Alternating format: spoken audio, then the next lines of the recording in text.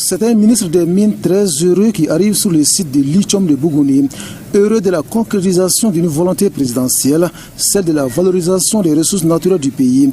Hors caméra, le professeur Amadou Keita fait le tour d'une infrastructure qui a un double symbole. Le premier, c'est le renforcement de la politique de diversification minière prônée par nos autorités. Comme nous le disons depuis quelque temps, ça veut dire que le Mali ne sera plus connu comme un pays seulement producteur d'or, mais aussi comme un grand pays producteur de lithium. Le deuxième symbole réside dans le fait que c'est la preuve du dynamisme de notre secteur minier qui est resté résilient malgré tous les problèmes que nous avons connus et qui aujourd'hui se positionne comme le socle du développement économique de notre pays.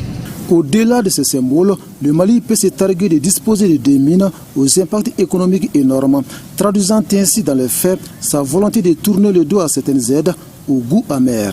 Aujourd'hui, la mine est à plus de 300 millions d'investissements dans le développement communautaire.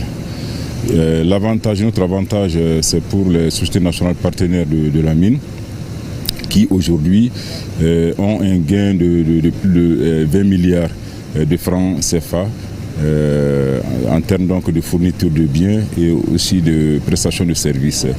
L'autre avantage, c'est pour l'État du Mali en tant qu'actionnaire, qui aura des dividendes, mais aussi tous les paiements au titre des impôts et des taxes. Ces investissements et impacts ne seraient possibles sans l'élaboration et la mise en œuvre d'un nouveau code minier, un texte qui révolutionne le secteur avec ses nombreuses innovations. Autrefois, une mine pouvait produire des minerais sur un lieu, les transporter sur un autre lieu pour faire le traitement. Aujourd'hui, si vous le faites, vous payez des taxes, disons des redevances pour l'État. Ça aussi, c'est une innovation. En termes d'innovation, il faut citer aussi les 5 fonds miniers qui ont été créés, et donc notamment les fonds pour le développement communautaire, les fonds pour le développement de la recherche, les fonds pour le développement des infrastructures énergétiques et de transport, etc. Donc tout ça, ce sont vraiment des revenus qui vont aller au trésor public et qui vont servir donc au développement de notre pays dans divers aspects. Une autre innovation, justement, c'est le fait que les dispositions relatives au contenu local ont été extraites du code minier pour en faire une loi spécifique et qui aujourd'hui oblige les sociétés minières à recourir aux nationaux, tant en termes de main-d'œuvre que dans la prestation de services et la fourniture des biens. C'est un secteur minier innové dans un pays qui contrôle désormais l'exploitation de ses ressources naturelles. Se conformer à la nouvelle situation devient ainsi une exigence pour tout investisseur dans le domaine.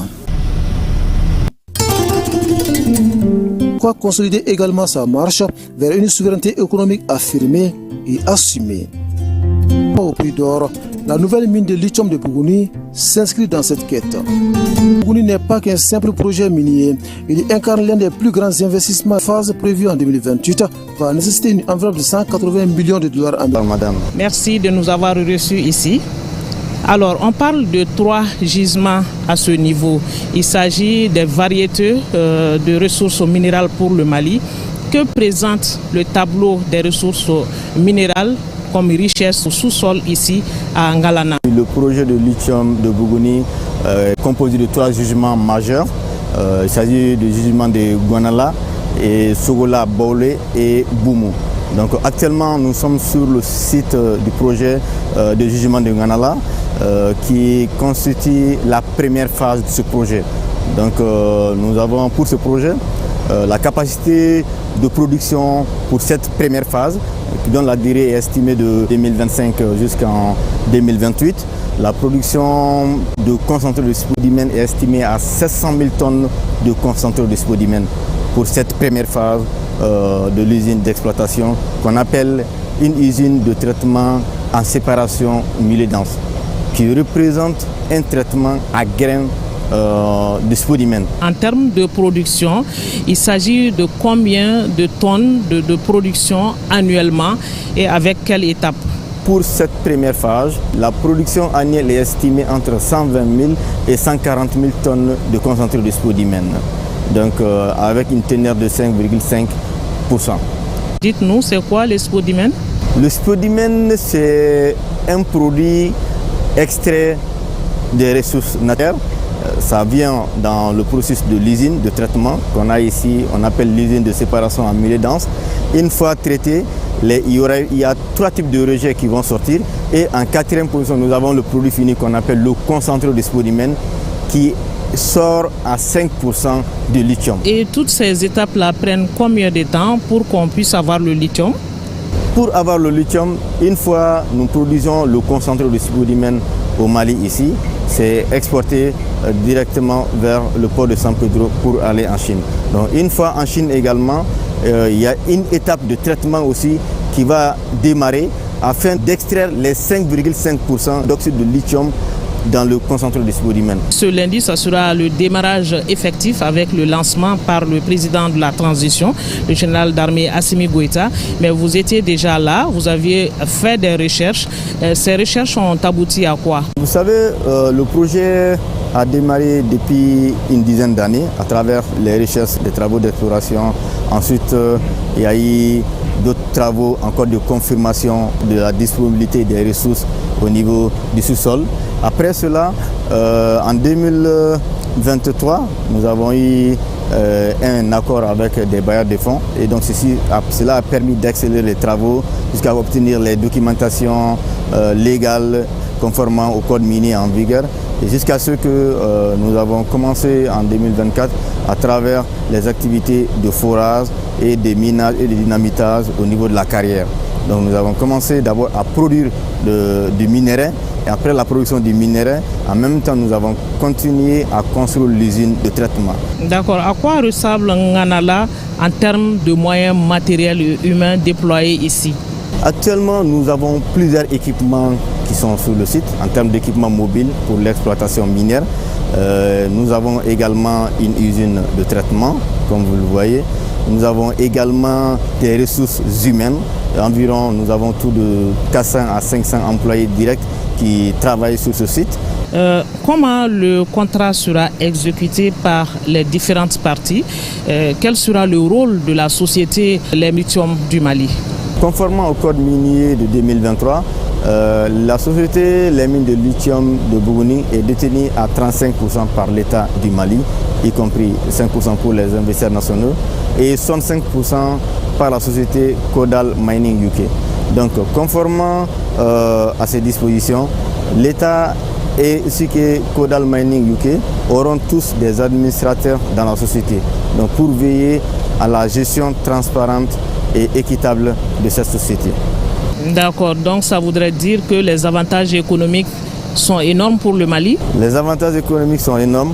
Conformément à l'étude de faisabilité qui a même été soumise, les revenus générés par ces deux phases de la mine, ça va générer un revenu de plus de 1000 milliards de francs CFA.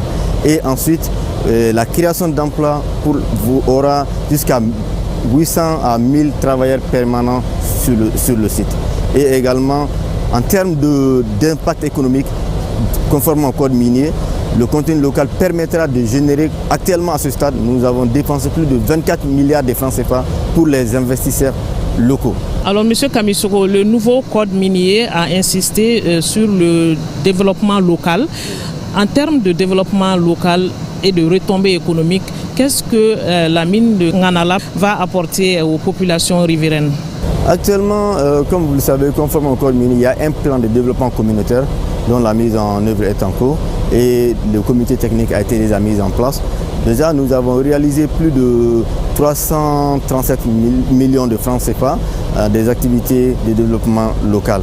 Donc en plus de cela, en termes d'impact sur les communautés et sur les entreprises locales au Mali, en plus de cela, en termes d'impôts et de taxes, cela permettra à l'État plus d'avoir des retombées financières en termes d'impôts, taxes et d'autres, et de dividendes, parce que l'État a 35% dans ce projet. D'accord, vous l'avez dit, hein, ça c'est la première phase. La deuxième phase, elle va consister à quoi faire concrètement? La deuxième phase va consister à l'exploitation des gisements de Sogola, Baoulé et Boumou. Donc à partir de 2027-28, les travaux de construction doivent démarrer. Et une fois démarré, cette usine, on va construire une usine de production qu'on appelle une usine de flottation qui va permettre de produire environ environ 240 000 tonnes de spodumène par mois pour une durée de vie de 6 à 10 ans. Donc les explorations continuent et on est confiant. On a des résultats prometteurs déjà qui vont nous permettre vraiment d'aller peut-être au-delà de ça. On le souhaite vivement. Dites-nous quelle sera la suite réservée à l'ouverture officielle. Qu'est-ce qui va se passer après le président de la transition? Toutes les dispositions ont été prises sur le plan interne dans l'entreprise, sur le plan local et dans les communautés pour accueillir à bras ouverts le président, qui verra ensuite les travaux réalisés conformément à sa vision. Merci, M. Kamis.